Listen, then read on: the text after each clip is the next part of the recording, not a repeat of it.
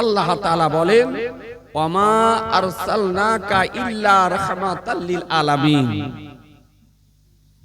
নিশ্চয় আমি আপনাকে সমগ্র পৃথিবীর জন্য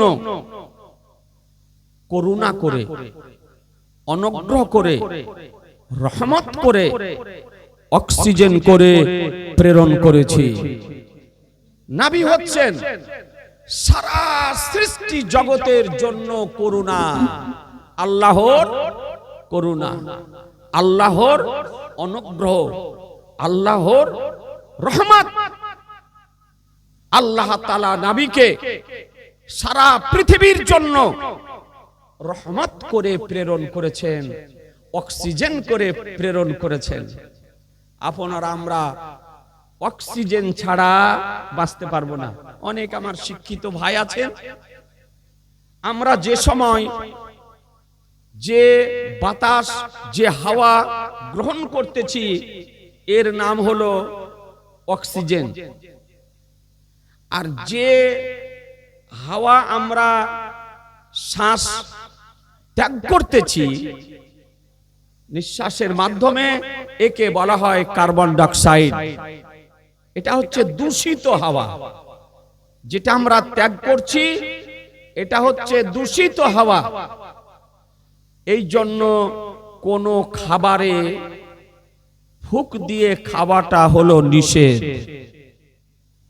আমরা জানার পর আপনার গরম চা খাচ্ছি তো চায়ে ফুক দিয়ে খাই, খায় না? আপনাদের দেশে হয়তো খায় না, এই দেশে জালসা জুলুস খুব বেশি হয়। ও জানে যে আমি যে হাওয়া ত্যাগ করতেছি এটা কার্বন ডাই অক্সাইড, এটা দূষিত হাওয়া। এর পরেও সে চায়ে ফুক দেয়, কোন গরম জিনিসে ফুক দেয়, এটা হলো শরীয়তে নিষেধ। গাছ বৃক্ষ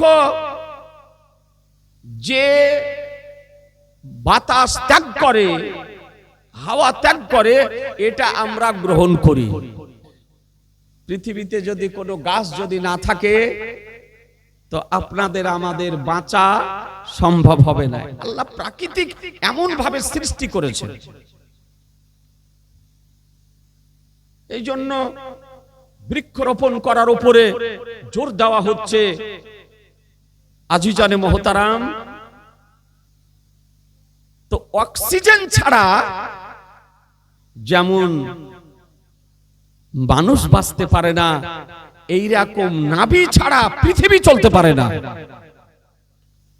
নাভি ছাড়া পৃথিবী চলতে পারে না। নাভি অক্সিজেনের মুখাপেক্ষী নয়, অক্সিজেন হলো আমার নাভির মুখাপেক্ষী। অক্সিজেন হলো নাভির মুখাপেক্ষী। আপনারা জানেন জামা রহমতুল লিল আলামিন পয়গম্বর, দুনু জাহানের মালিক ও মুখতার মহানবী সাল্লাল্লাহু তাআলা আলাইহি সাল্লাম সশরীরে দেহ এবং আত্মা সহকারে মেরাজ শরীফে গিয়েছিলেন। বিশ্বাস করেন না? একটু হানা করেন, করেন না? করেন না?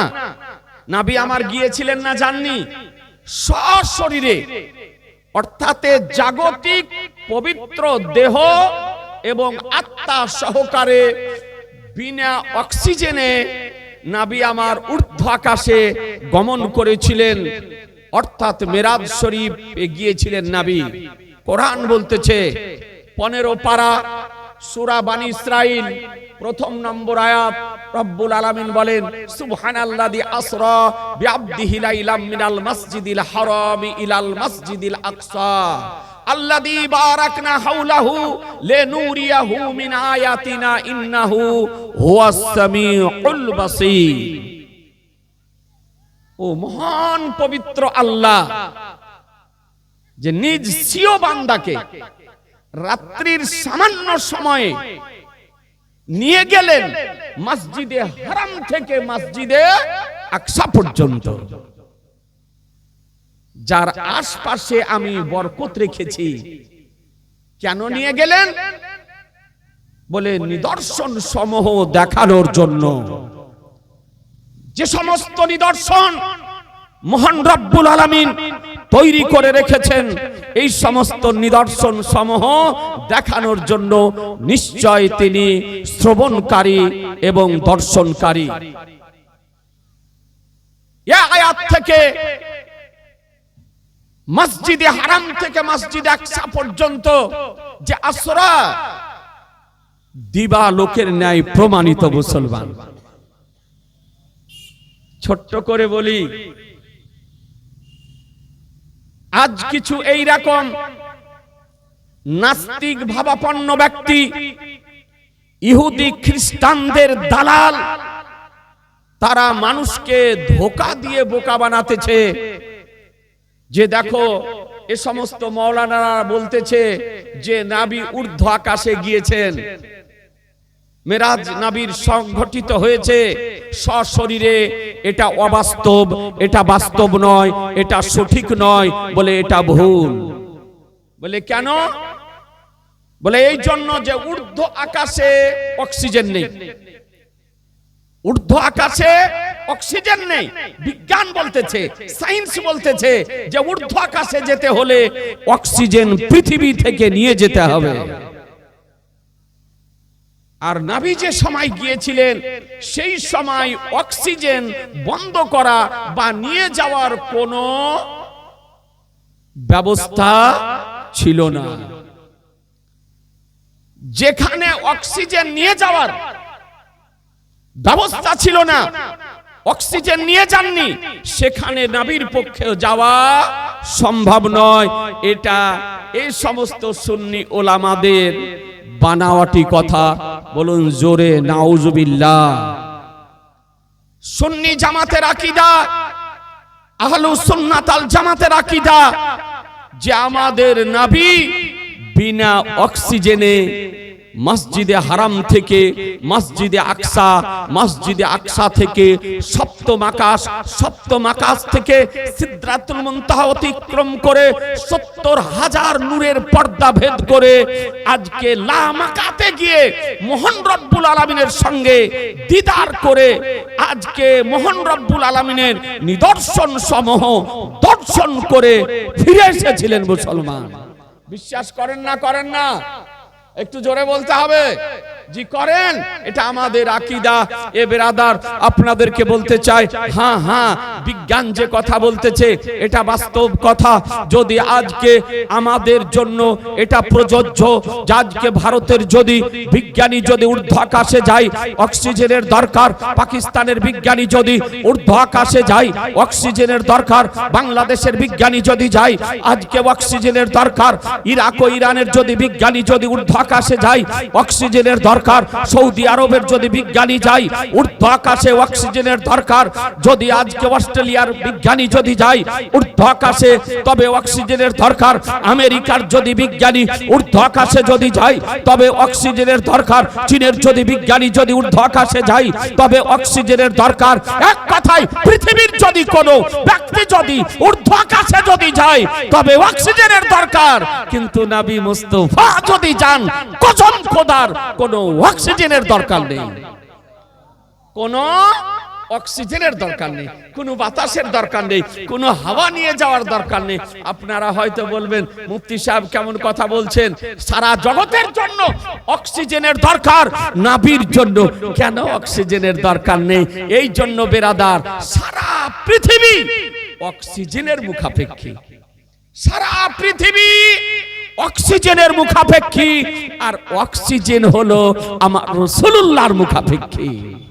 নবীর রহমতে অক্সিজেন চলে, নবীর রহমতে হাওয়া চলে, নবীর রহমতে বাতাস চলে, নবীর রহমতে দিন হয়, নবীর রহমতে রাত্রি হয়, নবীর রহমতে সূর্য উদিত হয়, নবীর রহমতে চন্দ্র উদিত হয়, নবীর রহমতে সমুদ্র আপন গতিতে চলে।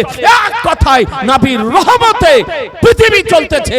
এই জন্য মহান আল্লাহ মহাগ্রন্থের মধ্যে বলেন, ওমা আরসালনাকা ইল্লা রাহমাতাল লিল আলামিন, নিশ্চয় আপনাকে সারা সৃষ্টির জন্য রহমত করে প্রেরণ করেছি।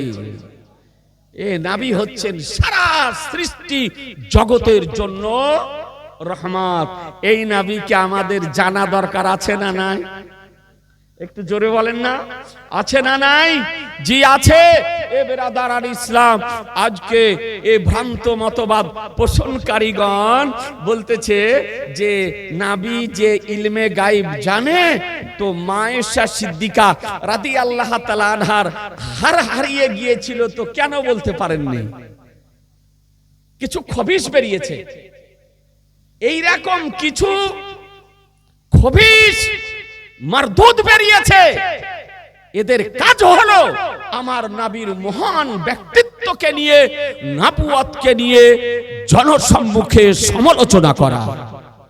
এরা নবীর শান বয়ান করতে জানে না, নবীর মান বর্ণনা করতে জানে না, নবীর মর্যাদা সম্মান বর্ণনা করতে জানে না, এরা নবীর তাজিম ও তাওকির বর্ণনা করতে জানে না, এরা নবীর পাওয়ার বর্ণনা করতে জানে না, নবীর কি ইখতিয়ার, নবীর কি ইখতিদার, নবীর কি অধিকার, নবীর কি পাওয়ার, এ তারা বর্ণনা করতে জানে না। এরা আপনার আবু জাহালের দৃষ্টিতে সব সময় দেখে নবীকে, আর নবীকে নিয়ে তারা মঞ্চে সমালোচনা করে। একটু বিবেককে জিজ্ঞাসা করবেন, যে নবীকে আল্লাহ নিষ্পাপ করে, মাসুম করে, বেগুনাহ করে, পাক পবিত্র করে, ত্রুটিহীন করে, ত্রুটিমুক্ত করে, অতুলনীয় করে, উদাহরণহীন করে, বেমিসাল করে, বেনাজির করে, নূর এবং মানবের সমষ্টিতে, সংমিশ্রণে, একাত্রিতকরণে অতি মানব করে, মহামানব করে, পৃথিবীর বুকে সর্বশেষে সর্বশ্রেষ্ঠ করে প্রেরণ করেছেন। এই নবীর কোন ত্রুটি আছে? জোরে বলতে হবে। এ নবীর কোন ত্রুটি নেই, ত্রুটিহীন নবী। আর এই নবীর ত্রুটি বের করতেছে। তো যারা দাড়ি রাখার পর, টুপি পরার পর, পায়জামা পরার পর, পাঞ্জাবি পরার পর, ইসলামিক পোশাক পরিধান করার পর, কোরআন ও হাদিস পড়ার পর যারা নবীর ত্রুটি বের করতেছে, এরা নবীর পক্ষের লোক না নবীর বিপক্ষের লোক? একটু কথা বলতে হবে। নবীর বিপক্ষের লোক। এরা হলো আবু জাহালের দলের লোক, এরা হলো ইবলিসের দলের লোক, এরা হলো শয়তানের দলের লোক, এরা হলো ইহুদি খ্রিস্টানদের দালাল। আজি জানে মোহতারাম, আপনাদেরকে বলতে চাই, এই জন্য আজকে আপনাদেরকে বলি যে আজকে নবী পাক সাহেবে লাউলাক সাল্লাল্লাহু তাআলা আলাইহি ওয়াসাল্লামের নবুয়তের পাওয়ারকে নিয়ে তারা দ্বিমত পোষণ করতেছে। বলছে মা আয়েশা সিদ্দিকা রাদিয়াল্লাহু তাআলা আনহার হার হারিয়ে গিয়েছিল একদা, তো নবী কেন বলতে পারেননি? আপনারা তো জীবনী শোনা মানুষ, জীবনী শোনেন। শোনেন হাদিসটি বুখারী শরীফ প্রথম খণ্ড কিতাবুত তায়াম্মুম, ভারতের প্রিন্ট 48 পৃষ্ঠায় হাদিসটি বর্ণিত হয়েছে। আর এই হাদিসটি বুখারী শরীফ কিতাবুত তায়াম্মুম, লেবানন বাইরুতের প্রিন্ট, পেজ নাম্বার 133, হাদিস নাম্বার আপনার 334, হাদিস নাম্বার 334 নম্বর হাদিস বুখারী শরীফের। হাদিসের রাবি হযরত মা আয়েশা সিদ্দিকা রাদিয়াল্লাহু তাআলা আনহা। ভালো করে শুনেন, আমরা আপনার কিসসা কাহিনী বলা লোক নই। কোরআন ও হাদিসের আলোকে একটু ইমানদার ব্যক্তিদের অমূল্য ঈমানকে সতেজ রাখার উদ্দেশ্যে মানুষে একটু আলোচনা করে থাকি। আপনারা আমরা জানি যে নামাজ পড়ার জন্য ওযু যদি নষ্ট হয়ে যায় তো আমরা ওযু করি না, কি বলেন? ওযু পানি দ্বারা। এবার যদি আপনি এমন জায়গাতে পড়ে গিয়েছেন যেখানে পানি নেই, এখন ওযুর আপনার প্রয়োজন, তা আপনি কিভাবে নামাজ পড়বেন? কি করে? তায়াম্মুম করে। আহা, নবী কি রহমতের নবী, কি আমার রহমতের নবী। আপনাকে আমাকে বিধান দিয়েছেন যে যদি সফরে যদি থাকো, কোথাও যদি যাও, আর সেখানে যদি নামাজের সময় হয়ে যায় আর পানি যদি না থাকে, আশপাশে পানির যদি ব্যবস্থা না থাকে, তো সেইখানে তায়াম্মুম করো, মাটি দ্বারা তায়াম্মুম করে নামাজ আদায় করো। অর্থাৎ ওযুর জায়গাতে প্রতিনিধি হিসাবে কাজ করবে কি তায়াম্মুম, নাকি বলছেন? মশলা জানেন না? তায়াম্মুমের মশলা, জমিনে দুবার হাত মারতে হয়। কয়বার? কয়বার? দুইবার জমিনে তায়াম্মুমের নিয়ত করলেন। প্রথমে একবার হাত মারলেন, যদি অতিরিক্ত যদি ধুলো লেগে যায়, এইরকম করে, এরকম করে নয়, মশলা হলো এইরকম করে ঝেড়ে ফেললেন। দেওয়ার পর মুখমণ্ডলের উপরে বুলিয়ে নিলেন, আর তারপরে দ্বিতীয়বার আবার মেরে এই হাতের কোণের উপর থেকে নিয়ে মাসাহ করে নিলেন। উপর দিয়ে যাবেন, নিচ দিয়ে চলে আসলো। এ হলো তায়াম্মুমের নিয়ম। তাই বলে একটু ঠান্ডা লাগবে, আগামীতে পৌষ মাস আসবে, আর আপনি ঘরে বসে বসে ঢেল ঘুষে নামাজ পড়বেন, হবে না। কথা বুঝতে পারছেন? ঠান্ডা পানি যদি ব্যবহার করতে না পারেন, পানি গরম করে ওযু করে নামাজ পড়েন। আবার কিছু এরকম অলস আছে, এই যে আপনার লাইলনের মুজোগুলো পাওয়া যাচ্ছে না, কিছু অলস বেরিয়েছে, তো এই সব অলসকে দেখছি যে মুজা খুলে পা ধৌত না করে আপনার ওই ওহাবিদের মশলা মেনে আঙ্গুলকে ভিজিয়ে এরকম করে আপনার ওই মুজোর উপরে বুলিয়ে নিল, দিয়ে নামাজ পড়ছে। নামাজ হবে না। এ মুজোর উপরে মাসাহা চলবে না। লাইলনের মুজার উপরে, সুতির মুজার উপরে মাসা চলবে না, ওকে খুলে পা ধৌত করতে হবে। কথা বুঝতে পারছেন? আজিজানে মুহতারাম, আপনাদের দোয়াতে আমি এই গত 18 তারিখে উমরা করে আসলাম। তো দেখছি কিছু লোককে দেখলাম জুতো পরে নামাজ পড়ছে। জুতো, আপনারাও হয়তো গিয়েছেন, হাজী সাহেবরা আছেন, অনেকে হয়তো বা উমরাতে গিয়েছেন, দেখছি জুতো পরে নামাজ পড়ছে। নামাজ হবে না? কথা বলছেন না যে জুতো পরে নামাজ হবে? জি না, ফরজ নামাজ। ওর আপনার আঙ্গুলের না পেট লাগবে জমিনে, না আপনারও নামাজ হবে মুসলমান। ভাবতে অবাক লাগে। তারপর আপনার নামাজের পরে তো দোয়া তো নাই। অনেকে হজ করতে গিয়ে আপনার ওহাবি হয়ে যেতেছে গো। হ্যাঁ, ফরজ নামাজ পড়ার পর সুন্নাত নামাজ নাই, দৌড় মারতেছে।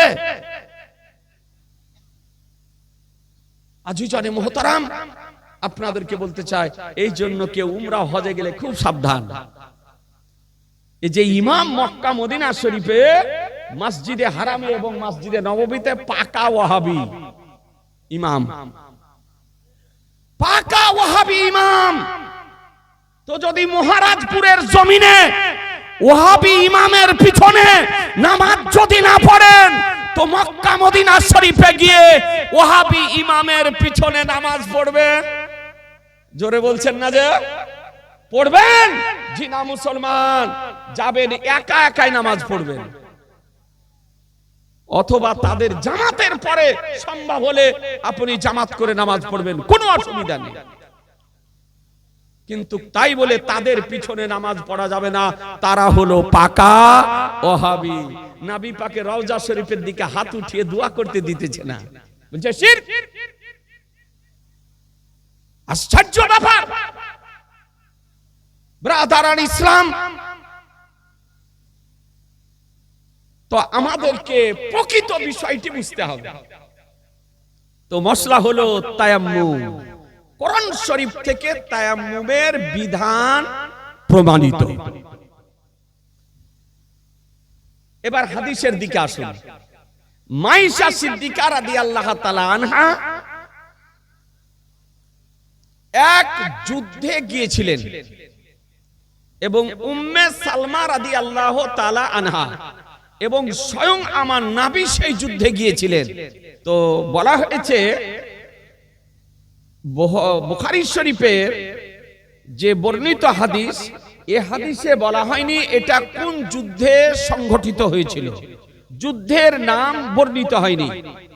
কিন্তু বুখারী শরীফের সারা যিনি লিখেছেন উমদাতুল কারি শরহে বুখারী আল্লামা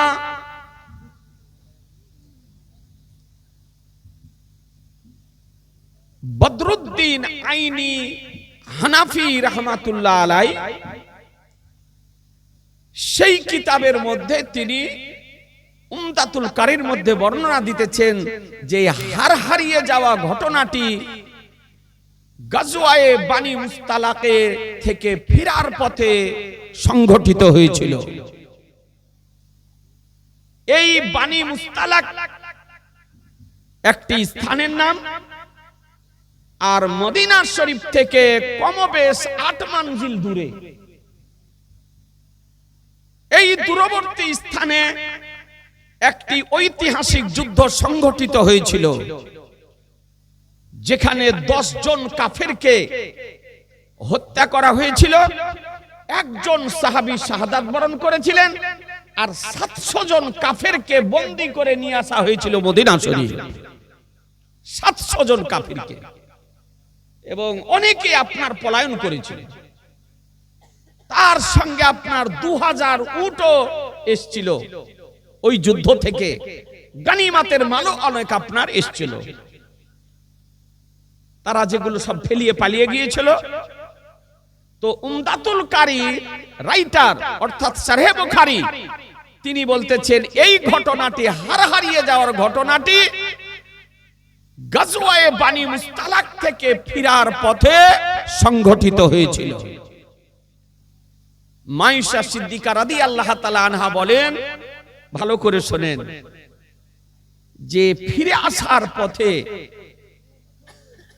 বাইদান নামক স্থানে অথবা জাতুল জাইশ নামক স্থানে আমার গলাতে যে একটি সোনার হার ছিল, হার বুঝেন না, কি বলেন, হার বলেন না মালা বলেন, মালা বা হার, সোনার যে হার বা মালা ছিল এটা কেটে গিয়ে কোথাও পড়ে যায় অজান্তে। মাইশা সিদ্দিকা রাদিয়াল্লাহু তাআলা আনহা ওই সময়তে অনুধাবন করতে পারেননি যে মাহারটা কোন জায়গাতে কোন সময় গলা থেকে কেটে পড়ে গিয়েছে। ব্রাদারান ইসলাম কিছুক্ষণ পর তিনি বুঝতে পারলেন যে আমার গলাতে যে হারটি ছিল হারটি পড়ে গিয়েছে। সাহাবায়ে কেরাম সঙ্গে ছিলেন, আমার রাসূলুল্লাহ সাল্লাল্লাহু তাআলা আলাইহি সাল্লাম সঙ্গে ছিলেন। ওই জায়গাতে তারা দাঁড়িয়ে গেলেন, ওই জায়গাতে দাঁড়িয়ে গেলেন। হারটি খোঁজাখুঁজি আরম্ভ হলো। সাহাবায়ে কেরামগণ খুঁজতেছিলেন যে হারটি কোথায় পড়ে গেল। সোনার হার খোঁজাখুঁজি চলতেছিল। ব্রাদারান ইসলাম, এই দিকে রাত্রি আপন গতিতে চলতেছিল, আর আমার রহমতুল লিল আলামিন পয়গম্বর আনিসে বেকাসা সাইয়্যিদে কাউন মাকা বেকাসু কে কাস বেসাহারু কে সাহারা বেচারু কে চারা গরিবু কে হামি ইয়াতুমু কে বলি শাফিউল মাজনাবিন রহমাতুল লিল আলামিন নবী আমার মাইশা সিদ্দিকা রাদিয়াল্লাহু তাআলা আনহার পবিত্র কোল মোবারকে পবিত্র মস্তক দিয়ে আরাম করতেছিলেন। মাইশা আমার নবীকে আরাম করাতেছেন, আমার নবী আরাম করতেছেন। এ বেরাদার, এইদিকে ফজরের সময় হতে চলছে, কিন্তু যে জায়গাতে অবস্থান করতেছিলেন এই মালা খোঁজার জন্য, হার খোঁজার জন্য, ওই জায়গাতে কোনো পানির ব্যবস্থা ছিল না, পানির ব্যবস্থা ছিল না। তো কিছু সাহাবায়ে কেরামগণ, ইসলাম জগতের প্রথম খলিফা আমিরুল মুমিনিন হযরত আবু বকর সিদ্দিক রাদিয়াল্লাহু তাআলা আনহুর নিকটে গিয়ে শিকায়াত করলেন, অভিযোগ করলেন যে দেখুন আপনার কন্যা আয়েশা কোথায় হার ফেলিয়ে দিয়েছে, তার গলা থেকে কোথায় হার পড়ে গিয়েছে, আর এই হার পূজার কারণে আজকে নবীকে রুখে নিয়েছে, আমাদেরকে রুখে যেতে হয়েছে, আর এখন নামাজের সময় হয়ে গেল আর এখানে পানির ব্যবস্থা নেই। কিছু সাহাবায়ে কেরামগণ আবু বকর সিদ্দিক রাদিয়াল্লাহু তাআলা আনহুর নিকটে অভিযোগ করলেন। আবু বকর সিদ্দিক রাদিয়াল্লাহু তাআলা আনহু আয়েশা সিদ্দিকা রাদিয়াল্লাহু তাআলা আনহার নিকটে গেলেন, গিয়ে আল্লাহ যা বলালেন তিনি বললেন, এবং দুনিয়াবি রাগান্বিত হওয়ার কারণে পিতা হিসাবে কন্যাকে হালকা আঘাত করলেন এই সাইডে মুখার দিকে। তো আয়েশা সিদ্দিকা রাদিয়াল্লাহু তাআলা আনহা বলেন যে ওই অবস্থায় আমার দয়ার নবী মায়ার নবী আমার পবিত্র রান মোবারকের উপরে কোল মোবারকের উপরে মস্তক দিয়ে আরাম করতেছিলেন, তা আমার পিতা যে আমাকে আঘাত করলেন তাতে আমি একটুও নড়াচড়া করতে পারলাম না। যে নড়াচড়া করতে গিয়ে আমার নবীর যদি আরামে ব্যাঘাত ঘটে, কি তাজিব, কি সম্মান, কি মুহাব্বত একটু লক্ষ্য করে দেখবেন। আয়েশা সিদ্দিকা রাদিয়াল্লাহু তাআলা আনহা বলেন যে ওই অবস্থাতে আমি আঘাতপ্রাপ্ত হওয়ার পরও এক চুল নড়ানড়ি করিনি, এক চুল নড়ানড়ি করিনি।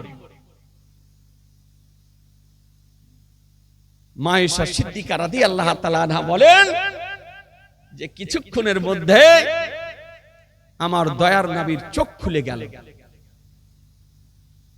নবী যখন আরাম করে, জেনে রাখবেন, নবী যখন আরাম করেন চোখ বন্ধ থাকে, দিল জাগ্রত অবস্থায় থাকে। এই জন্য জাগ্রত অবস্থায় যেমন বুঝতে পারেন, আরাম করা অবস্থাতেও তেমনই বুঝতে পারেন। এ হলো নবীর শান, এ হলো নবীর শান। নবী চোখ খুলে দিলেন। ফজরের সময় হয়ে গিয়েছে, ফজরের নামাজ পড়তে হবে, পানির ব্যবস্থা নেই। সাহাবায়ে কেরামগণ চিন্তা করতেছেন, আর এহেন অবস্থাতে মহান রব্বুল আলামিন আজকে কোরআন শরীফে তায়াম্মুমের আয়াত অবতীর্ণ করলেন। মুসলমান বলে, হাবিব যদি পানি যদি না পাও তো তায়াম্মুম করে নামাজ আদায় করো। কি করে? তায়াম্মুম করে নামাজ আদায় করো। এ বেরাদার একটু ভেবে দেখবেন, যদি আজকে আয়েশা সিদ্দিকা রাদিয়াল্লাহু তাআলা আনহার হার হারিয়ে গেল, হার হারার বাহানাতে নবী অবস্থান করলেন, সাহাবায়ে কেরামগণ অবস্থান করলেন, আর একটি মহান আল্লাহর দরবার থেকে সারা পৃথিবীর জন্য একটি শরীয়তের বিধান তৈরি হলো। মুসলমান, শরীয়তের বিধান তৈরি হলো। বলে, হাবিব প্রত্যেকটি আয়াতের শানে নুজুল আছে, প্রত্যেকটি আয়াতের অবতীর্ণের কারণ আছে। এ বুখারী শরীফের মধ্যে ইমাম বুখারী রাহমাতুল্লাহ আলাইহি এই তায়াম্মুমের আয়াত অবতীর্ণের কারণ বর্ণনা করতেছেন যে বাহানা ছিল আয়েশা সিদ্দিকার হার হারানো, আর এই বাহানাতে নবী আমার অবস্থান করলেন, আর ফজরের সময় হলো, আর ফজরের সময়তে তায়াম্মুমের আয়াত অবতীর্ণ হলো। এই হাদিসে জানা না জানার কথা কোথাও নাই, না জানার কথা কোথাও নাই। অথচ তারা হুজ্জতি করে, জোর করে আজকে বলতেছে, ইহুদি খ্রিস্টানদের দালালি করে বলতেছে যে নবী ইলমে গায়েব জানেন। তো মা আয়েশা সিদ্দিকার হার হারিয়ে গিয়েছিলেন, কেন বলতে পারেননি? এ বেরাদার, এইদিকে ফজরের নামাজ হয়ে গেল, আজকে উট বসেছিল, যেমন উটকে উঠানো হলো, উটের পেটের নিচ থেকে আয়েশা সিদ্দিকা রাদিয়াল্লাহু তাআলা আনহার হার পাওয়া গেল। কথা বুঝতে পারলেন? আয়েশা সিদ্দিকা রাদিয়াল্লাহু তাআলা আনহার হারিয়ে যাওয়া হারটি পাওয়া গেল। হযরত উসাইদ ইবনে হুযাইর রাদিয়াল্লাহু তাআলা আনহু বলেন, এই হচ্ছে আবু বকর সিদ্দিকের আলের প্রথম বরকত। এ বেরাদার, যে মা আয়েশা সিদ্দিকা রাদিয়াল্লাহু তাআলা আনহার বরকতে সারা পৃথিবীর জন্য কিয়ামত পর্যন্ত শরীয়তের একটি ল, শরীয়তের একটি সংবিধান, শরীয়তের একটি আইন, শরীয়তের একটি কানুন তৈরি হয়েছে মুসলমান। এ হলো আবু বকর সিদ্দিক রাদিয়াল্লাহু তাআলা আনহুর আলের বরকত। এই জন্য তো কোরআন বলতেছে, ওমার সালনাকা ইল্লা রাহমাতাল লিল আলামিন, যে নিশ্চয় আপনাকে সমগ্র পৃথিবীর জন্য রহমত করে প্রেরণ করেছে মুসলমান। এ নবীর রহমত, এ নবীর দয়া। এ বেরাদার, এতে না জানা না জানার কোনো কারণ নেই। কোন যদি ওহাবি মৌলবি বলে যে নবী ইলমে গায়েব জানেন, তো হারিয়ে গিয়েছিলেন কেন বলতে পারেননি, ওকে ধরবেন, ধরার পর বলবেন বুখারী শরীফে দেখাও এটা কোন জায়গাতে আছে। নবী বলেছেন যে আমি জানি না, আমি জানি না এই কথাটি কোথায় লেখা আছে। ওর নানি মরে যাবে, কিয়ামত পর্যন্ত দেখাতে পারবে না। সুন্নি জামাতের আকীদা যে নবী ইলমে গায়েব জানেন না, জানেন না, জোরে বলতে হবে যে সুন্নিদের আকীদা নবী ইলমে গায়েব জানেন। কোরআন হাদিস ইজমা কিয়াস হতে প্রমাণিত। নবীকে ইলমে গায়েব কে দিয়েছেন? আল্লাহ। নবীকে ইলমে গায়েব কে দিয়েছেন? শরীয়তের জ্ঞান কে দিয়েছেন? হাকিকাতের জ্ঞান কে দিয়েছেন? গায়েবের জ্ঞান কে দিয়েছেন? সৃষ্টি জগতের জ্ঞান কে দিয়েছেন? আল্লাহ। এক কথায় সারা সৃষ্টি জগতের জ্ঞান আল্লাহ তাআলা আমাদের নবীকে শিখিয়ে দিয়েছেন। এটা আমাদের বিশ্বাস, এটা আমাদের আকীদা। যদি কোন মানুষ মুতলাক ভাবে নবীর ইলমে গায়েবকে অস্বীকার যদি করে, তবে সে ব্যক্তি হবে কাফের, সে ব্যক্তি হবে কাফের। ওহাবীদের আকীদা যে নবী ইলমে গায়েব জানেন না। পার্থক্য বুঝতে পারলেন? ওহাবীদের আকীদা এই যে আজকাল নব্য মুসলিম বেরিয়েছে, নামাজি বেরিয়েছে, আপনার হুজ্জুতি করে জোর করে বুকের উপর হাত বাঁধছে। জি, মহিলাদের বাঁধার হাদিস, মহিলাদের নিয়মকে টেনে নিয়ে এসে পুরুষের আজকাল আপনার বুকের উপর এরকম করে হাত বাঁধছে গো, মনে হচ্ছে লড়াই করবে না। কি বলছেন? দেখেছেন এরকম জোর করে? হাদিস বুখারী যদি খুঁজেন পাবেন না, মুসলিম যদি খুঁজেন পাবেন না, আবু দাউদ যদি খুঁজেন পাবেন না, নাসাই যদি খুঁজেন পাবেন না, ইবনে মাজাহ যদি খুঁজেন পাবেন না, আবু দাউদ যদি খুঁজেন পাবেন না, বাইহাকি যদি খুঁজেন পাবেন না, কানজুল মাল যদি খুঁজেন পাবেন না। এসব হাদিসে নাই। একটা অত্যন্ত দুর্বল হাদিস আছে বুকের উপরে হাত বাঁধা, সেটা সহিহ ইবনে খুজাইমা। ওই সহিহ ইবনে খুজাইমা খোঁজ করে ওই জয়ীফ হাদিসটি নিয়ে এসে আপনার বুকের উপরে জোর করে হাত বাঁধতেছে। এটা হলো ওহাবীদের চিহ্ন। চার মাযহাব মান্যকারী গণের মধ্যে কোন মাযহাব মান্যকারী গণ বুকের উপরে হাত বাঁধে না। যারা বুকের উপরে হাত বাঁধে এরা হলো ওয়াহাবী। এরা কি? জোরে বলেন, এরা কি? ওয়াহাবী। হানাফি মাযহাব মান্যকারী যারা, তারা নাভির নিচে হাত বাঁধে। শাফি মাযহাব মান্যকারী যারা নাভির উপরে হাত বাঁধে। আর মালিকি মাযহাব মান্যকারী যারা, তারা হাত ছেড়ে দিয়ে নামাজ পড়ে, ছেড়ে দিয়ে নামাজ পড়ে। আর এই ওয়াহাবী যারা, তারা বুকের উপরে জোর করে মহিলাদের মতন হাত বাঁধে। আজিজানে মুহতারাম, বলতেছিলাম জামান নবী পাক সাহেবে লাউলাক সাল্লাল্লাহু তাআলা আলাইহি ওয়াসাল্লাম সম্পর্কে কোরআন বলে, ইন্না আতাইনা কাল কাউসার, নিশ্চয় আমি আপনাকে অসংখ্য গুণাবলী দান করেছি, অগণিত গুণাবলী দান করেছি। নবীর গুণাবলী নির্ণয় করা, নির্দিষ্ট করা, নির্ধারিত করা, একত্রিত করা, গচ্ছিত করা, লিপিবদ্ধ করা, বর্ণনা করা আজকে পৃথিবীবাসীর পক্ষে সম্ভব নয়। আল্লাহ নবীকে অগণিত গুণাবলী দান করেছেন। এই নবী সম্পর্কে বলতেছে এই ওহাবীর দল, দেওবন্দি, তাবলিগি, জামাতি, কাদিয়ানি, লামাযাবি, যে নবী ইলমে গায়ব জানে না। তাহলে পার্থক্যটা বোঝা গেল। সুন্নিদের আকীদা নবী ইলমে গায়ব জানেন, আর ওহাবীদের আকীদা নবী ইলমে গায়ব জানেন না।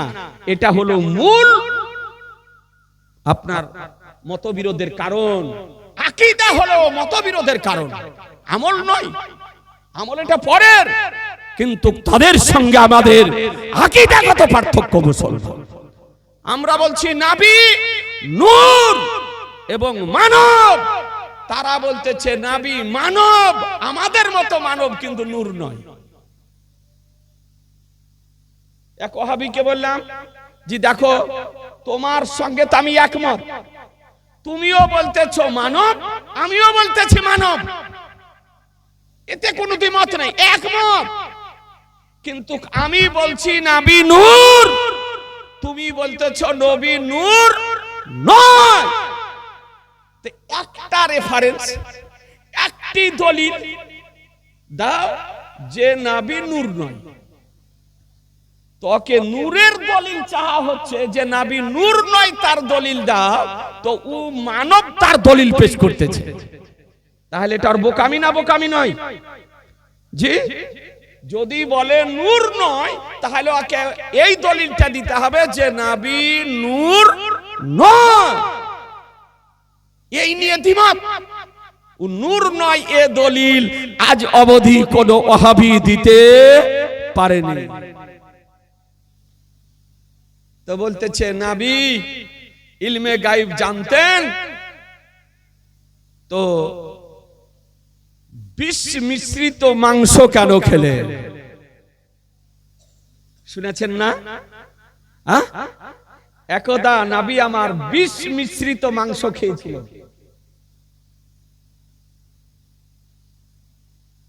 কয়েকজন সাহাবীও সঙ্গে ছিলেন, তারা শাহাদাত বরণ করেছিলেন, আর নবীর আমার কোনো ক্ষতি করতে পারেনি। এই ভ্রান্ত মতবাদ পোষণকারীগণ, নবী বিদ্বেষীগণ, আজকে আবু জাহালের দলের লোক, তারা বলতেছে নবী ইলমে গায়ব জানতেন, তো বিষ মিশ্রিত মাংস কেন খেলেন? আপনি নিজেই বুঝতে পারবেন যে আবু জাহালের দলের লোক কিনা। এই বাংলাদেশ থেকে বেরিয়েছে এই বুকে হাত বাঁধাদের দলের গুরু, বলছে হাজী আবু জাহাল। নাউজুবিল্লাহ বলবেন না? একটু জোরে বলেন না নাউজুবিল্লাহ। বলছে হাজী আবু জাহাল, বলছে আবু জাহাল আমাদের মতনই মুসলমান। বলেন আবু জাহাল মুসলমান না কাফের? জোরে বলেন না। একটা বাচ্চা তো জানে যে আবু জাহাল কাফের, আর ওকে বদরের যুদ্ধে ওকে দুইজন নাবালক ছেলে খাঁচা খাঁচ কেটে ওকে আপনার জমিনে ফেলিয়ে দিয়েছে। ওকে যে গাধাতে গর্তে আপনার ফেলা হয়েছিল, এখনো সে গর্তের চিহ্ন আছে। সব কাফেরকে একই গর্তে ফেলা হয়েছিল। যে বড় বড় কাফের বদরের যুদ্ধে মারা গিয়েছিল, তার মধ্যে একজন আবু জাহাল। এই বাংলাদেশে এক খবিশ বেরিয়েছে মারদুদ মালাউন, ও কাফের, ওর বাপও কাফের। ওর বাপ বলছে নবীর মুখ দিয়ে দুর্গন্ধ বের হতো, নাউজুবিল্লাহ। এই জন্য জিবরাইল আলাইহিস সালাম এসে বলতেন, ইয়া রাসূলুল্লাহ মুখ পরিষ্কার করেন, মুখ পরিষ্কার করেন। কত বড় খবিশ চিন্তা করতে পারেন? বলছে নবীর মুখ দিয়ে দুর্গন্ধ বের হতো। আজিজানে মোহতারাম, যে মুখ দিয়ে, তো মুখ দিয়ে যে নবীর পবিত্র দেহ মোবারক দিয়ে আপনার পাসিনা বের হতো, আজকে ঘাম বের হতো, মতির মতো চমকাতো, এবং মাসকে আম্বার অপেক্ষা বেশি খুশবু বের হতো। মুসলমান মাসকে অপেক্ষা, মাসকে আম্বার অপেক্ষা খুশবু বেশি বের হতো।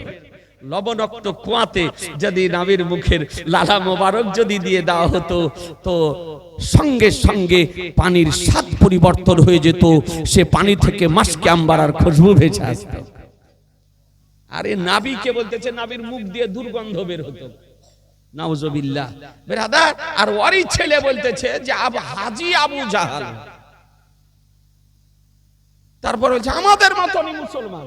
তাহলে ও আবু জাহলের দলের লোক না কোন দলের? আবু জাহলের দলের লোক। তো তারপরও তার বক্তব্য শুনবেন, সমর্থন করবেন, ওর দলে যাবেন, ওর পিছনে নামাজ পড়বেন, ওকে প্রশ্রয় দেবেন, ওর সঙ্গে আত্মীয়তা করবেন? এটা আস্তে, খুব সাবধান ব্রাদার আর ইসলাম। হাদিস শরীফটি আবু দাউদ শরীফের মধ্যে বর্ণিত হয়েছে, বুখারী শরীফের মধ্যে বর্ণিত হয়েছে, মুসলিম শরীফের মধ্যে বর্ণিত হয়েছে। একাধিক মুহাদ্দিসগণ বর্ণনা করেছেন যে হাদিসটিকে আমার রাসূলুল্লাহ ইলমে গায়বের বিরুদ্ধে প্রকাশ করতেছে। এই হাদিসটি আমার নবীর ইলমে গায়বের জ্বলন্ত প্রমাণ মুসলমান। এই হাদিসটি হলো জ্বলন্ত প্রমাণ। এখানে দাও এটা, হাদিসটি শোনাবো? হ্যাঁ হ্যাঁ না করছেন না যে? হাদিসটি শোনাবো তো এ ভাই তো না চাওয়াতি দিয়ে গিয়েছে। ক টাকা যে আছে কে জানে, 1000, 1500, 16, 17, 18, 19, 20, হ্যাঁ 2000 টাকা আছে। একটা ভাই 1100 টাকা দেন। হাদিসটি আপনাকে শুনিয়ে দিই। জি, হাদিসটি আপনাকে শোনাই, মাত্র 1100 টাকা, মাত্র 1100, বেশি নয়। একটা ভাই হাদিসটি শোনেন, টাইম আপন গতিতে জয়। মা বোনেরা আপনারা ভালো করে শোনেন। একটা ভাই কারো যদি দেওয়া না হয়ে থাকে 1100 টাকা খোদার ঘর মসজিদের জন্য, 2 মাস পরে দিয়ে, 1 মাস পরে দিয়ে, পারবেন না দিতে? হাদিসটি শোনেন না। আলহামদুলিল্লাহ, এই বাবু আমার দিয়েছে 505 টাকা। আল্লাহ তাআলা যেন কবুল করে নেয়, রুজি রোজগারে আল্লাহ তাআলা যেন দেখেন। সুবহানাল্লাহ। এখানে 1200 যা আছে বাবু, 100 ফিরিয়ে দিব নাকি? হ্যাঁ দেখেন 1100 বলেছি, বাবু আমার 1200 দিয়েছে। আলহামদুলিল্লাহ, আল্লাহ যেন কবুল করে নেয়, রুজি রোজগার আল্লাহ তাআলা যেন বরকত। আর একটা ভাই দেন না 1100 টাকা। হাদিসটি শুনে, হাদিসটি আপনাকে শোনায়।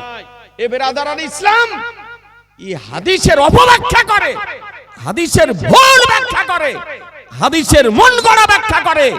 প্রকৃত হাদিসটি কি আপনাদেরকে শোনায়।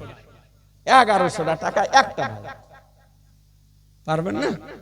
খোদার ঘর মসজিদের জন্য নামটা লিখে দেন, 1 মাস 2 মাস পরে দিয়ে। পৃথিবীর মধ্যে শ্রেষ্ঠ জায়গা হলো মসজিদ, আর নিকৃষ্ট জায়গা হলো বাজার। নিকৃষ্ট জায়গা কি? বাজার। এই জন্য বিনা প্রয়োজনে বাজার যাওয়া মাকরুহ। বিনা প্রয়োজনে বাজার গেলে আপনার গুনাহ হবে। তবে কারণে যদি যান, কাজের জন্য যদি যান, তবে কোনো পাপ হবে না। আর বিনা কারণে ঘুরতে ফুর্তি করতে যদি যান, তাহলে গুনাহ হবে, মাকরুহ। কোন ভাইয়ের বাকি যদি থাকে তো দেন। আর শোনেন, হাদিসটি বর্ণনা দিতেছেন জামান নবী পাক সাহেবে লাউলাক সাল্লাল্লাহু তাআলা আলাইহি সাল্লাম খয়বারের যুদ্ধে গিয়েছিলেন। খয়বারের যুদ্ধ শুনেছেন না? খয়বারের যুদ্ধ ঐতিহাসিক যুদ্ধ। রবিউল ইসলাম 1100 টাকা দেবে। আলহামদুলিল্লাহ, রবিউল ইসলাম 1100 টাকা দেবে। সুবহানাল্লাহ। বাপজি আমার বললেন 400 টাকা নগদ, 700 টাকা বাকি। আলহামদুলিল্লাহ। তাহলে 4 আর 700 তে হয় 11 নাকি গো? 4 আর 7 এ 11। আল্লাহ তাআলা যেন কবুল করেন। নারায়ে তাকবীর, নারায়ে রিসালাত, মসলাকে আলা হযরত। 1100 টাকার দাতাগণ, 1200 টাকার দাতা, 2000 টাকার দাতা জিন্দাবাদ। আল্লাহ তাআলা যেন সকলের দানকে যেন কবুল করে। আর একটা ভাই দিলে 4 হয়ে যেত বোধহয়, 1100 নাকি গো? আর একটা ভাই পারবেন না? একটু নামটা লিখে দেন না, একটু পরে দিয়ে। খোদার ঘর মসজিদ, এটা আপনার সদকায়ে জারিয়া হয়ে যাবে। আপনি কবরে যাওয়ার পরও সওয়াব পাবেন ভাই। মসজিদের জন্য একটা ভাই যদি পারেন 1100 টাকা একটু নামটা লিখে দেন, আল্লাহ আপনাদের রুজি রোজগারে বরকত দেবে। ভালো করে শুনেন মা বোন, আপনারাও শুনেন। দেবেন ভাই, এদিকে থাকা। এ ভাই দেবে 1100 টাকা। আলহামদুলিল্লাহ, নামটা লিখে নাও বাবু। আনোয়ার ডাক্তার, দেখেন ডাক্তার আনোয়ার ভাই 1100 টাকা দিয়েছে। একটা মশলা বলে দিই, আচ্ছা ডাক্তারি করা ব্যবসা না জনসেবা? মশলাটা বলবো? হ্যাঁ মশলাটি বলবো? হ্যাঁ না করছেন না? যেহেতু ডাক্তার ভাই 1100 টাকা দিয়েছেন, তো মশলাটা শুনে নেন যে ডাক্তারি করাটা জনসেবা না ব্যবসা। একটা ভাই আর 1100 টাকা দিয়ে দেন, একজন ভাই 1100 টাকা দিয়ে দেন, দিয়ে মশলাটা শুনেলেন, তাহলে 4 হয়ে যাবে। ওই ভাই দিবে বোধহয়, এদিকে তাকাও না। হ্যাঁ দিবে কি নাম? মিজানুর রহমান। আলহামদুলিল্লাহ, মিজানুর রহমান ভাই আমার 1100 টাকা দিয়েছে। মশলাতে লেখা আছে যে ডাক্তারিটা ব্যবসা নয়, ডাক্তারি করা হলো জনসেবা করা।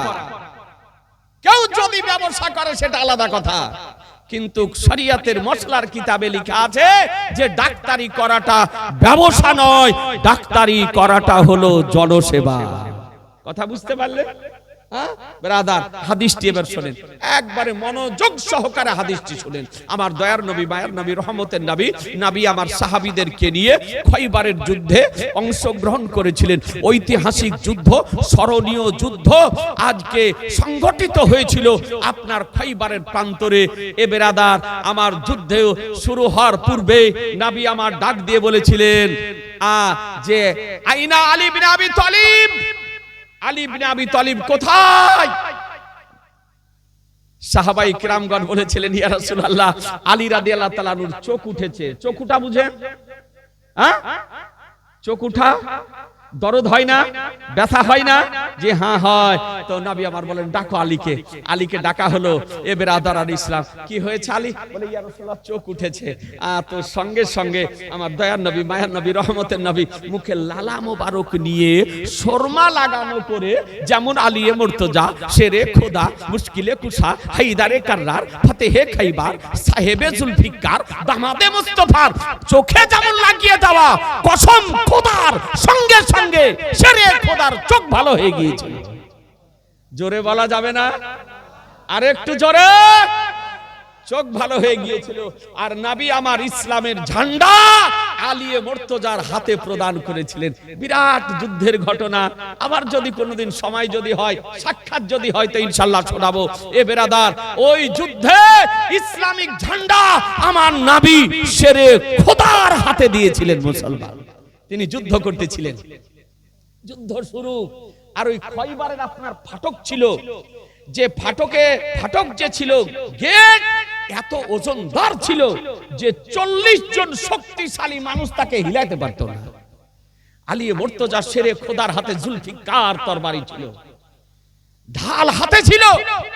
ঢাল যখন কেটে গেল, তো আমার শেরে খোদা খয়বারের দুর্গের ফাটকে লাথি মেরে উখড়ে দিয়ে বাম হাতে উঠিয়ে খয়বারের যুদ্ধে ঢাল করে ব্যবহার করেছিলেন মুসলমান। একবার সুবহানাল্লাহ বলা যাবে না? জি। ওজন কত ছিল? 40 জন শক্তিশালী মানুষ যে দুর্গর ফাটককে হিলাতে পারত না, সেই ফাটককে আলী পায়ের লাথি মেরে উখড়ে দিয়ে বাম হাতে ধরে ঢাল করে ব্যবহার করেছিলেন। এ বেরাদার আর ইসলাম, আপনাদেরকে বলতে চাই, এই জন্য বলা হয়েছিল লা ফাতা ইল্লা আলী, লা সাইফা ইল্লা জুলফিকার। পৃথিবীর বুকে জওয়ান যদি থাকে, শেরে খোদা আছে। আর পৃথিবীর বুকে তরবারি যদি থাকে, তো জুলফিকার তরবারি আছে। যার আগেও ধার ছিল, পিছনেও ধার ছিল। ও জুলফিকার তরবারি আমার নবী খয়বারের যুদ্ধে প্রদান করেছিলেন আমার আলিয়ে মুর্তজা রাদিয়াল্লাহু তাআলা। কিছুক্ষণ যুদ্ধ চলার পর মুসলমানদের জয় হয়ে গেল, বিধর্মীদের পরাজয় হলো। যুদ্ধের ময়দান থেকে ফিরে আসতেছিলেন। এই সময় ইহুদিগণ, একাদ হাদিসে আলফাজ কিছু পরিবর্তন করে আপনার হাদিসটিকে বর্ণনা করা হয়েছে। ইহুদিগণ এক ইহুদি মহিলাকে দিয়ে নবীকে আমার দাওয়াত করায় খয়বারের যুদ্ধ থেকে ফিরে আসার পথে। ভালো করে শোনেন তো, নবীকে আমার দাওয়াত করালেন, নবী আমার দাওয়াত গ্রহণ করলেন। যে ব্যক্তি যে মহিলা দাওয়াত করতেছে, মহিলা কি ইহুদি, মুসলমান নয়, এ মহিলা কি ইহুদি। জি, যুগে যুগে মহিলাদেরকে দিয়ে এরকম কাজ আপনার করানো হয়েছে। জি, এই জন্য মহিলা হতে খুব সাবধান। গ্রাম্য ভাষায় প্রচলিত আছে যে মহিলাদের 36টি কলা আছে। মা আপনারা রাগ করিয়েন, আপনারা খুব ভালো মা, এই মহারাজপুর, রাজাপুর এইসব এলাকার মা বোনেরা খুব ভালো, এদেশে জীবনী জালসা খুব হয়, মা বোনেরা খুব ভালো করে শোনে। অনেক দেশের আছে এরকম, গ্রাম অঞ্চলে প্রবাদ বাক্যের মতো প্রচলিত আছে। কেতাবে লেখা আছে, কেতাবটির নাম হচ্ছে শয়তান কি হেকায়াত, সব শয়তানের হেকায়াত দেওয়া আছে। তো ওই বইটিতে লেখা আছে জাওরাতু কে লিয়ে 36 মক্কারে হ্যাঁ, মহিলাদের জন্য 36টি কলা আছে।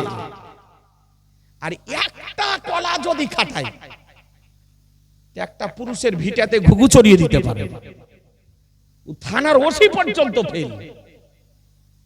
জি, এইরকম আপনার আছে। তো মা বোনদেরকে ভালোবাসেন, মা বোনদেরকে বুঝিয়ে কথা বলিয়েন, মা বোনদের সঙ্গে ঝগড়া করিয়েন না, আর ওকে রাগায়েন না, আর ওকে মারিও না। ওকে যদি রাগান তারও রাখবেন। জি, আর ওকে যদি বুঝিয়ে যদি ঠান্ডা ভাবে যদি কথা বলেন তো ঠিক ঠান্ডা একটু হবে, আর ওকে যদি গরম করে বলেন আরো গরম হবে। আর গরম হতে হতে এমন হবে যে আপনি তখন আর সামাল দিতে পারবেন না, তখন 1 তালাক 2 তালাক 3 তালাক 8 তালাক 5 তালাক 7 তালাক, এক আধ জনাতে তোকে 100 তালাক থাকবে, সামাল দিতে পারে না রাগ। জি, বুড়া মানুষ, বৃদ্ধ মানুষ অথচ আর স্ত্রীকে তালাক দিতে দিতে লিসেস করিয়ে গেছে। আচ্ছা দাঁড়াও, সব দিয়ে দিচ্ছি উত্তর ইনশাআল্লাহ। ওর নিঃশ্বাস বুঝতে পারলেন, প্রতিদিন 2-4টা করে তালাকের মশলা, কোন মশলা নয়, শুধু তালাকের মশলা। আর আরো বেশি বেড়ে গিয়েছে যে মোবাইল দেখছেন না, একটা বিবিকে কিনে দিয়ে গিয়েছে, আর একটা নিজে গিয়েছে বোম্বাই গিয়েছে, চেন্নাই গিয়েছে, সৌদি গিয়েছে, কাতার গিয়েছে, ব্যাঙ্গালোর গিয়েছে, আর কাজ করছে। আর ধরালেন ও ফোন করলো, এবার যখন তো ও 2বার ফোন করে পেল না, ই আবার ওকে ঘুরিয়ে 2বার ফোন করলো, তো ও ওকে পেল না। রাত্রিতে অবসর সময় এবার ফোন করতে করতে এমন পজিশনে পৌঁছে গেল তখন আর সামাল দিতে পারে না, ফোনে তালাক দিচ্ছে কত গো, পাইকারি হারে। এই মোবাইল আপনার স্বামী ব্যাঙ্গালোর, চেন্নাই, মুম্বাই, দিল্লি, আর বিবি হলো বাড়িতে, পাইকারি হারে আপনার তালাক দিতেছে। ওরা ঝগড়া করে তালাক দেওয়া দিয়ে করলো।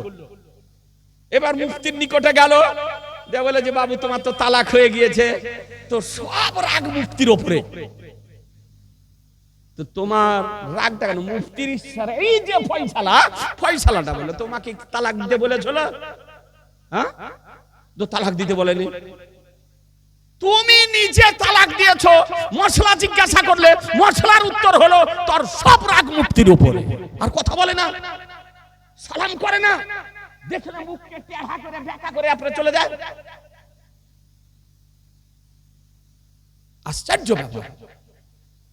তারপর আবার যে মুফতি সাহেব রাগ করে তালাক দিয়েছি হবে,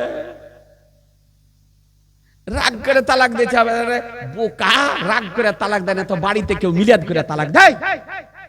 হ্যাঁ, বাড়িতে মিলাদ শরীফ করে তালাক দেয়, দেশের লোককে দাওয়াত করে তালাক দেয়? যখন রাগারাগি হয় তখনই তো তালাক দেয়। তো রাগ করে তালাক দিয়েছি হবে, তারপরে আবার ডাহা ডাহা মিথ্যা কথা বলছে, বুঝেছেন? এই জন্য তালাকের ফতোয়া দেওয়াই ছেড়ে দিয়েছে, মানেই না তালাকের ফতোয়া। বলছে মুফতি সাহেব 2বার তালাক দিয়েছিলাম, আর 3বার বলতে পারেনি, বড় ভাবি এসে কাপড় দিয়ে মুখ চাপা ধরেছিল। বলছে 2বার বলতে পারেছি আর 3বার বলতে পারেনি, বড় ভাবি কাপড় এসে কাপড় চাপা দিয়ে ধরেছিল, আর 3 তালাক বলতে পারেনি, বিবি ভাবে ডাহা মিথ্যা কথা। এ হচ্ছে বর্তমান সমাজের অবস্থা। যদিও তালাক দেওয়া যায়, তবে মশলাতে বলা হয়েছে ওই ধৈর্য জিনিস যখন কোনো মানুষ এই বৈবাহিক বন্ধনটাকে তালাকের মাধ্যমে বিচ্ছেদ যখন করে, ছিন্ন যখন করে, তখন আল্লাহ তাআলার আরশেলাহি পর্যন্ত কেঁপে ওঠে। এটা ছেলে খেলামু নয়, যেটা আজকাল আপনারা আমরা সমাজে বানিয়ে রেখেছি। সুতোবিহীন বৈবাহিক সম্পর্ক, আর এই বৈবাহিক সম্পর্ককে মুহূর্তের মধ্যে মানুষ খেলামু করে ছিন্ন করতেছে, আর তারপরে আবার অবৈধভাবে জোর করে দিতেছে। হানাফি মাযহাবে পাবো না তো বলছে তোমার হানাফি মাযহাবে থাকলাম যে ওয়াহাবিতে যে যোগ দিচ্ছে ওদের তালাক তালাক না, ও যদি 100 তালাকও দেয় তো 1 তালাকও হবে না। কথা বুঝতেছে? এই হচ্ছে ওয়াহাবি। আর 100 তালাক যদি দেয় তো 1 তালাকও হবে। ই বলছে তোমার হানাফি মাযহাবে থাকলাম না, চলে গেলাম ওয়াহাবিতে, যা জাহান্নামে। এ হচ্ছে সমাজের অবস্থা।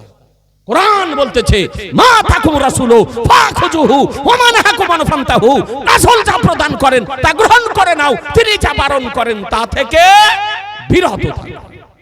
খুব সাবধান, অনুরোধ করে বলবো, তালাক কথা উচ্চারণ করিয়ে না রে মা বোন, আপনারাও রেগে গিয়ে স্বামীকে জীবনে বলিয়ে না যে তালাক দিয়ে দাও। এদেরও যে মুখে লাইসেন্স নাই।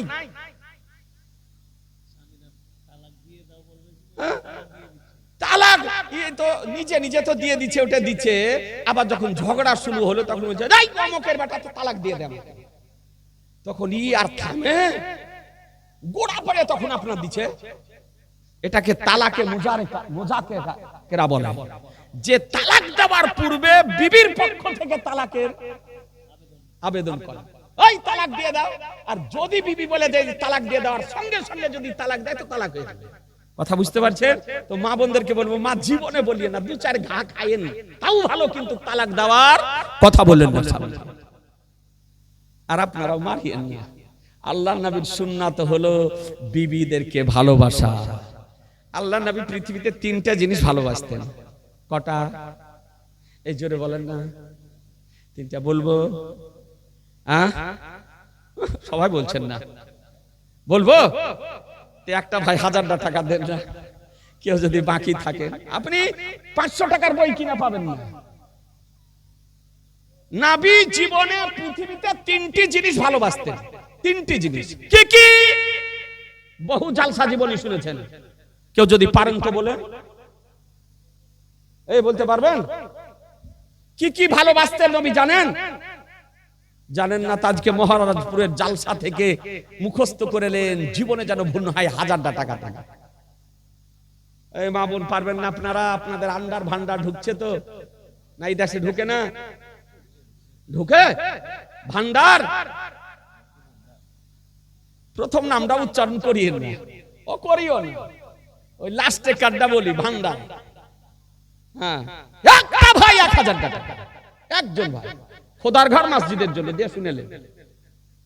পারবেন না? এই মা মা বলেছি তাও দিবেন না?